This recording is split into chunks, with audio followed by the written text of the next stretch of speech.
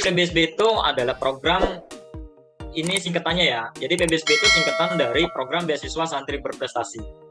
Yang dimana program ini merupakan program afirmatif dari Kementerian Agama Republik Indonesia yang secara khusus ditujukan bagi lulusan pondok pesantren. Nah, di sini kata kuncinya teman-teman. Jadi PBSB ini merupakan program yang khusus bagi kita yang memang berlatar belakang lulusan pondok pesantren. Nah, bagaimana dengan yang lulusan luar pondok pesantren? Maka itu tidak bisa mendaftar melalui PBSB ini, seperti itu. Yang memiliki potensi baik di bidang akademik maupun non-akademik dan ditujukan untuk santri-santri yang mempunyai keinginan untuk menempuh pendidikan ke jenjang yang lebih tinggi. Jadi meskipun PBSB ini namanya itu adalah Program Beasiswa Santri Berprestasi, tidak memungkinkan teman-teman, walaupun kita tidak memiliki prestasi yang cukup, tapi kita memiliki keinginan yang tinggi untuk memiliki minat belajar ataupun minat studi yang tinggi, bisa jadi nanti kita termasuk dalam kelulusan dari PBSB ini sendiri. Oke, next. Nah, ini ada visi dan misi PBSB sendiri. Visinya sendiri yaitu mengubah takdir bangsa 2025, yang sebentar lagi ya. Kemudian ada misinya. Misinya itu pertama memperluas akses lulusan pondok pesantren untuk melanjutkan ke perguruan tinggi negeri papan atas. Jadi teman-teman yang ingin melanjutkan ke perguruan tinggi negeri melalui PBSB ini sudah sangat sudah sangat pas banget gitu, sesuai dengan misi PBSB sendiri. Kemudian menyiapkan SDM bermutu untuk mewujudkan visi pondok pesantren sebagai pusat peradaban. Ya, sebagai misi PBSB juga untuk menjadikan pondok pesantren melalui santri-santrinya itu melalui santri-santri yang nantinya mendapatkan program PBSB ini, tentu diharapkan nanti pondok pesantren tempat kita dididik sebelumnya itu akan menjadi pusat peradaban sendiri, seperti itu. Kemudian yang ketiga, terwujudnya lulusan yang memiliki keunggulan di bidang agama dan sains. Oke, next. Nah, PBSB sendiri itu ada semenjak tahun 2005. Jadi kalau sekarang di tahun 2024 ya kurang lebih hampir 21 tahun ya. Hampir 21 tahun PBSB sudah ada, dan alhamdulillah setiap tahunnya itu ada. Dan kita patut bersyukur sebenarnya sebagai santri, karena banyak sekali program dari Kementerian Agama yang saat ini memang sudah banyak ditujukan kepada lulusan pondok pesantren. Khususnya santri, yang salah satunya merupakan program PBSB ini yang telah berada sejak tahun 2005. Nah, ini yang titik poin penting juga teman-teman. Sejak tahun 2005, PBSB ini sudah memiliki 33 lebih perguruan tinggi mitra.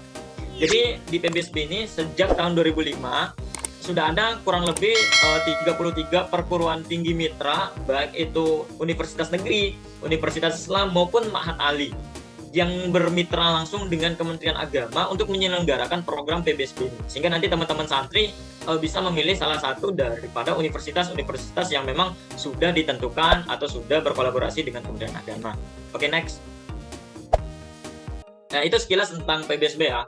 Kita lanjut dan di pendaftarannya. Next.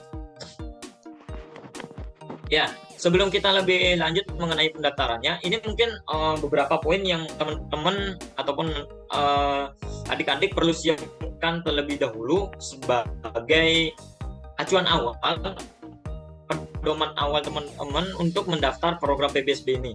Yang pertama tentunya santri warga negara Indonesia, sudah jelas ya, harus santri ya, karena seperti yang saya bilang tadi, non santri tidak boleh mendaftar karena sebagaimana program ini adalah khusus untuk santri. Kemudian santri asal dari pesantren yang telah terdaftar di Kementerian Agama. Nah, dibuktikan dengan kepemilikan nomor statistik pesantren NSB dan aktif melakukan pemutakhiran data pada EMIS Ditjen Pendidikan Islam. Nah, ini nomor 2 ini perlu teman-teman nanti pertanyakan kepada mungkin bisa pengasuh teman-teman, bisa kepada pimpinan ataupun siapapun yang ada terlibat di pesantren tersebut, apakah pondok pesantren kalian itu sudah terdaftar di Kementerian Agama atau belum. Karena yang boleh mendaftar di PBSB ini adalah pondok pesantren yang sudah memiliki nomor statistik pesantren di Kementerian Agama, seperti itu. Ini nanti bisa teman-teman pertanyakan di pimpinan atau pengasuh pesantren teman-teman. Kemudian santri asal dari satuan pendidikan VDF, SPM, PKPPS, Ali dan atau MAS, MAN, SMA, SMK yang diselenggarakan dan atau terintegrasi dan atau berada di lingkungan pesantren. Jadi ini beberapa lembaga ya, model lembaga yang ada di mungkin di teman-teman ada yang VDF, ada yang modelnya PKPPS ataupun Mahat Ali, MAS, SMK, itu pun bisa asalkan pondok pesantren sekolah kalian itu memiliki naungan di pondok pesantren. Walaupun kalian misalnya nih di SMK seperti itu ataupun di SMA, nggak apa-apa. Yang penting terintegrasi dan juga di bawah naungan pondok pesantren seperti itu. Nah, ini juga yang penting poin 4. Santri mungkin minimal 3 tahun. Jadi kalian itu wajib mukim minimal banget itu 3 tahun. Jadi minimal banget 3 tahun yang itu dibuktikan nanti dengan surat keterangan mukim.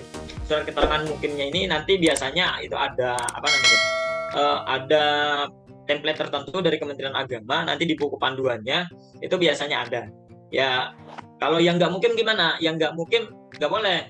Artinya walaupun kalian daftar dan kalian nggak mukim, nggak ada surat keterangan mukim, otomatis nanti kalian akan langsung nggak kedeteksi seperti itu. Artinya langsung nggak kebaca seperti itu di Kementerian Agama.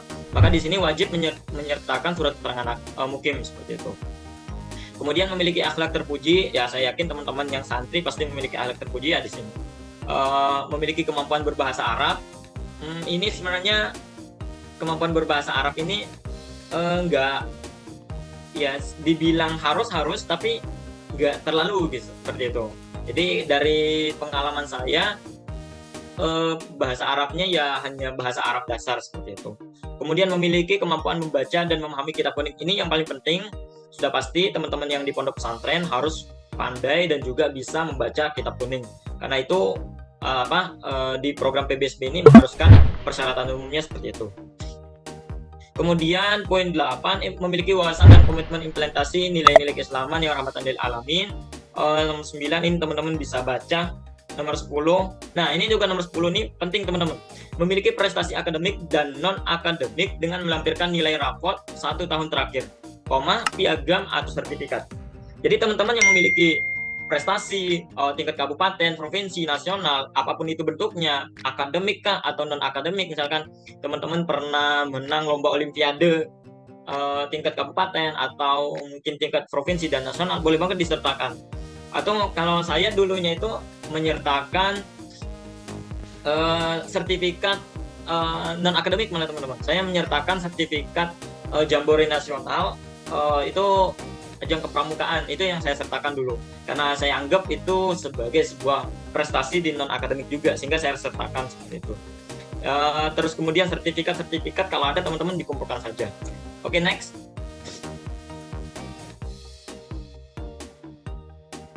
Nah, ini teman-teman bisa baca sendiri ya, nanti ada 33 lebih universitas yang telah bermitra dengan PBSB atau Kementerian Agama.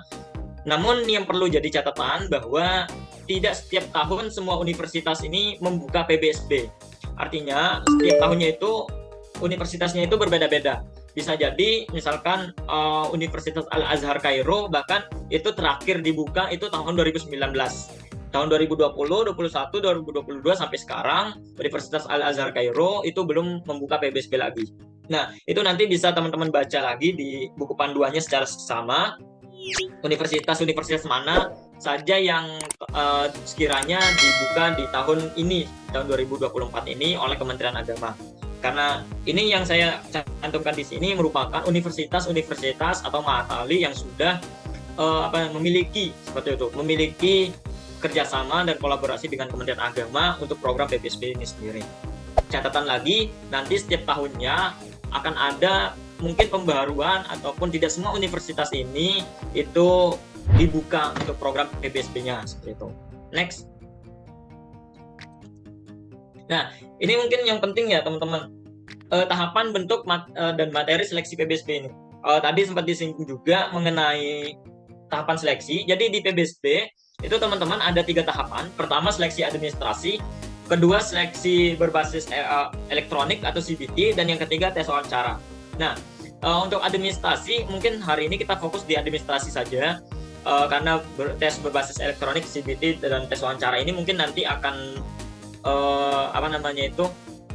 akan ada mentoring tersendirinya di mentoring berikutnya. Untuk hari ini kita fokus di seleksi administrasinya. Apa saja sih yang perlu kita persiapkan di administrasi seperti itu. Oke, next. Ya, lanjut. Next.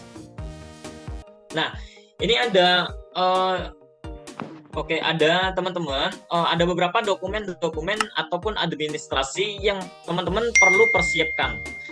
Sebelum lebih lanjut, PBSB itu tidak hanya membuka jenjang S1 ya teman-teman, ada jenjang S2 juga. Cuma kita mungkin singgung S2-nya sedikit, karena saya lihat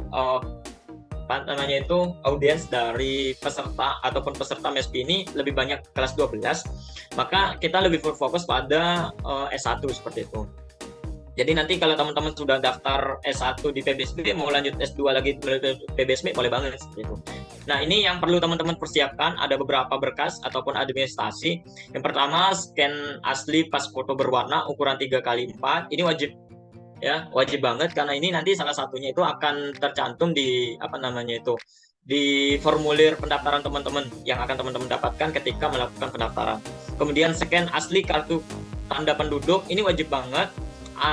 Tapi kalau teman-teman nggak punya, nah ini jadi poinnya, kalau teman-teman ini masih mungkin yang 16 tahun ke bawah ataupun 17 tahun ke bawah yang belum memiliki KTP, bisa memakai scan akte kelahiran.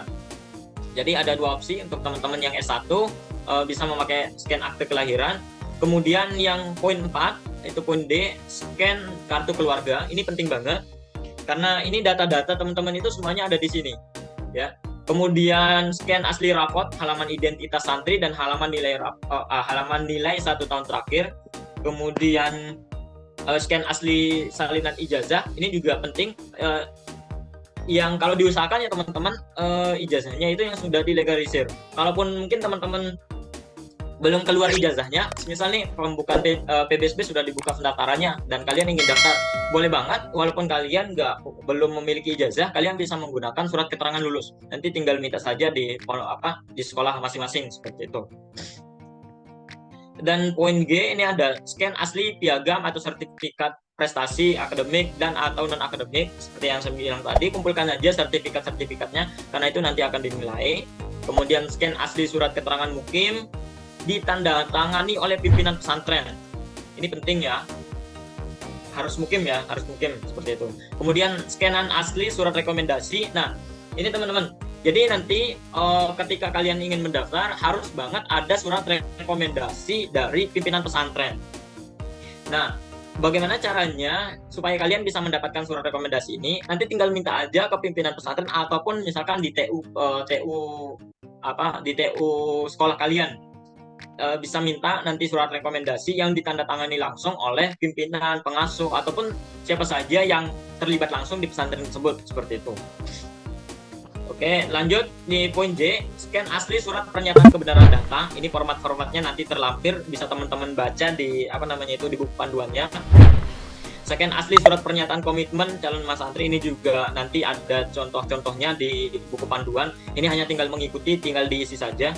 Kemudian scan asli surat keterangan santri mampu membaca dan memahami kitab Fathul Qorib bagi pendaftar pada Ma'had Ali Salafiyah Syafiyah Situbondo. Nah, untuk teman-teman yang ini ada dua persyaratan khusus bagi teman-teman yang ingin mendaftar di Ma'had Ali Situbondo. Ma'had Ali Situbondo itu mewajibkan teman-teman untuk pandai dan mampu membaca kitab Fathul Qorib, ya, sehingga kalian nanti itu harus menyantumkan surat keterangan santri mampu membaca dan memahami kitab Fathul Qorib itu. Ini khusus untuk Ma'had Ali Salafiyah Syafiyah Situbondo ya. Nah, kalau universitas-universitas yang lain itu tidak wajib untuk mencantumkan surat tersebut. Itu hanya diwajibkan untuk Ma'had Ali Salafiyah Syafiyah Situbondo. Kemudian scanan asli surat pernyataan bersedia mematuhi peraturan Ma'had Ali Salafiyah Syafiyah Situbondo juga. Ini ada dua poin I dan M, poin L dan M ini khusus untuk teman-teman yang sekiranya ingin mendaftar di Ma'had Ali Salafiyah Syafiyah Situbondo. Nah, ini S2 ya teman-teman. S2 ini ada sedikit perbedaan di sini mungkin teman-teman yang ingin mendaftar S2 melalui PBSB, ini ada perbedaan sedikit. Yang membedakan di sini adalah yang poin E, F, G, H, dan I, yang dimana scanan asli salinan ijazah S1. Nah, kalau tadi kan kalian yang ingin daftar di S1 itu ijazah SMA atau aliyah, maka untuk yang S2 itu nanti ijazah S1. Kemudian scanan salinan transkrip nilai jenjang S1, kemudian proposal rencana penelitian untuk tesis. Ini wajib banget untuk teman-teman yang ingin mendaftar S2, bagaimana nanti proposal rencana penelitian untuk sekiranya teman-teman ketika melaksanakan tesis seperti itu. Banyak banget contohnya, ini proposal rencana penelitian bisa teman-teman cek di Google, itu udah banyak kok, atau tutorial-tutorial di YouTube juga sudah banyak. Kemudian scanan asli surat izin dari pimpinan pesantren atau guru besar atau dosen atau atasan langsung bagi yang sudah bekerja. Nah, ini khusus untuk yang ingin mendaftar S2 yang sudah bekerja, harus banget itu memiliki surat rekomendasi atau surat izin dari atasan. Kemudian data publikasi karya ilmiah yang telah diterbitkan jika ada, ini penting banget juga. Nah, selain jalur S1 dan S2 itu secara reguler, teman-teman di CSS Mora juga ada melalui LOA. LOA itu artinya teman-teman sudah lulus terlebih dahulu secara mandiri di universitas yang teman-teman tuju. Jadi di PBSB ini ada dua jalur. Yang pertama ada jalur reguler dan juga jalur LOA. Nah, reguler ini artinya teman-teman mendaftar melalui PBSB langsung. Kemudian yang kedua, jalur LOA ini teman-teman sudah mendaftar di perguruan tinggi teman-teman dan diterima di sana. Nah, nanti surat tanda terimanya itu teman-teman tinggal cantumkan saja di form pendaftaran PBSB nantinya. Jadi itu ada dua cara yang mungkin teman-teman bisa lakukan. Bisa mendaftar melalui PBSB terlebih dahulu, kemudian yang kedua bisa melalui jalur LOA atau mendapatkan surat atau tanda terima terlebih dahulu dari universitas tersebut. Nah, itu tinggal dicantumkan saja nanti. Itu bisa dicantum. Nah, ini mungkin teman-teman yang masih banyak kebingungan untuk scan-scanan. Sekarang itu udah media digitalnya banget, handphone banyak banget aplikasi scanner. Ada ini salah satu contohnya, ada Cam Scanner. Ini bisa teman-teman install di mobile kalian atau handphone kalian. Ini sangat praktis ya. Kalian tanpa perlu ke tukang fotokopi atau tukang scan, bisa pakai Cam Scanner ini. Kemudian ada contoh scan asli beberapa dokumen yang mungkin teman-teman perlukan. Ada sertifikat, kemudian ada scan kartu keluarga, scan pas foto. Scan pas fotonya ingat ya teman-teman, yang berwarna seperti itu. Ini tata cara pendaftaran. Nanti mungkin tata cara pendaftarannya di ini saja, kita next ya, seperti itu. Nah, ini yang mungkin teman-teman ibaratnya yang kita cari di beasiswa seperti itu. Kenapa sih? Mungkin banyak dari kita, hampir 90% ya inilah kayak gitu intinya dari beasiswa. Apa itu? Yaitu ini komponen beasiswa itu. Nah, di PBSB itu ada 2 komponen beasiswa yang akan teman-teman dapatkan. Ibaratnya itu yang akan dibiayai seperti itu. Kita yang pertama akan mendapatkan biaya pendidikan, yang kedua mendapatkan biaya tunjangan. Nah, biaya pendidikan ini meliputi apa? 1, meliputi biaya pendaftaran, kemudian biaya matrikulasi, biaya pendidikan seperti UKT, SPP, dan non-UKT. Itu semuanya sudah di-cover oleh oleh PBSB. Jadi teman-teman kalau sudah diterima di PBSB ini, ya udah tinggal datang ke universitasnya dan belajar seperti itu. Selebihnya sudah ditanggung oleh PBSB. Nah, kemudian biaya yang kedua, biaya tunjangan hidup. Biaya tunjangan ini berupa diantaranya biaya transportasi, tiket datang atau pulang. Jadi ketika teman-teman baru berangkat ke perguruan tinggi teman-teman, dan ketika 4 tahun terakhir nanti itu akan mendapatkan biaya kedatangan. Kemudian biaya tunjangan buku, kemudian ada juga biaya hidup. Ya, biaya hidup ini artinya kita mendapatkan living cost, kita mendapatkan biaya untuk keseharian kita, ya biaya cemilan kita lah, ibaratnya seperti itu. Biaya untuk makan kita lah, seperti itu. Itu yang mungkin penting. Kemudian biaya asuransi kesehatan, biaya tunjangan skripsi. Jadi teman-teman nanti kalau udah skripsi nggak perlu mikirin biaya, ataupun tesis itu nggak perlu mikirin biaya karena sudah ditanggung oleh PBSB. Kemudian biaya darurat. Nah, tapi Dari semua komponen biaya ini ada catatan penting teman-teman. Catatannya itu adalah setiap tahunnya itu teman-teman perlu memperhatikan di buku panduan PBSB nanti itu komponen biayanya itu apa saja yang diberikan. Karena jujur di angkatan saya di tahun 2020 itu komponen biaya yang diberikan biaya transportasi kami nggak dapat. Kami kemudian asuransi kesehatan juga kami nggak dapat sepertinya. Dan itu perlu banget teman-teman lihat dan juga teman-teman perhatikan nanti di buku panduan. Artinya setiap tahun bisa saja berubah biaya komponen beasiswa atau biaya yang akan ditanggung PBSB ini sesuai dengan kalau kata Pak Basnang tadi sponsor yang masuk, kemudian biaya dari pemerintah yang masuk seperti itu. Jadi bisa menyesuaikan. Oke, itu saja mungkin dari saya.